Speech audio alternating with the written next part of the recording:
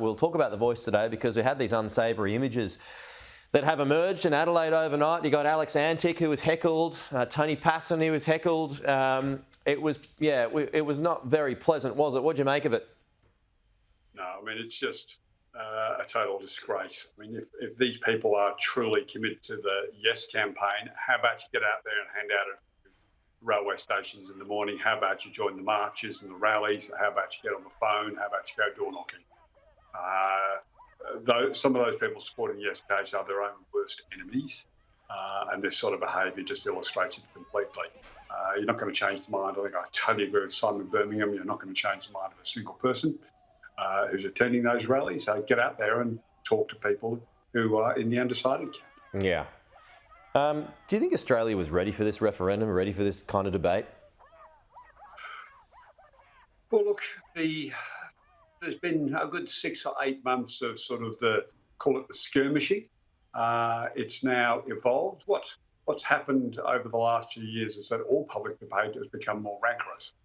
Parliament itself has admonished itself on a number of occasions. The Speaker absolutely enforces a tougher line than he has in the past to try and send a message that the public want to see, a more civilised public discourse in Parliament. And I would think all Australians would want to see the same on the streets. Peaceful protests, peaceful marches, handing out leaflets at railway stations, all the normal things that Australians support. We laugh about the democracy sausage. These are part of Australia's fabric. So Yeah. Sorry, Stephen. How do you think October 15 is going to be? How do you think, regardless of the result, what's Australia Day next year going to be like? What are you thinking long term? Given these pictures today, and there's a lot of it happening online as well. I mean, it's getting very messy across the board. Yeah, look, I think the 15th of October will be a sombre day. At the moment, if the polls are accurate, the Yes case is going to lose and potentially lose heavily. Well, it's going to be sombre for someone, whoever loses on that day. Yeah, exactly. So if it's the Yes case, then they're going to have to reflect on what went wrong, why they weren't able to convince the majority of Australians, the majority of states, that this was, an important step down the path of reconciliation and recognition. And there's a lot of people who've, engaged in rhetoric and language. Noel Pearson's apologised for some of his language over time. I think he accepts that his comments have been unhelpful.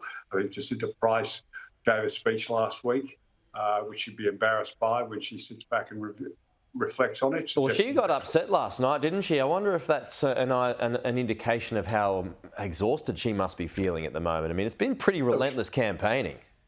Yeah, look, she staked the ground, and she did it long before the Liberal Party. And Peter Dutton rewarded her with, promoting her to be the spokesperson in this area.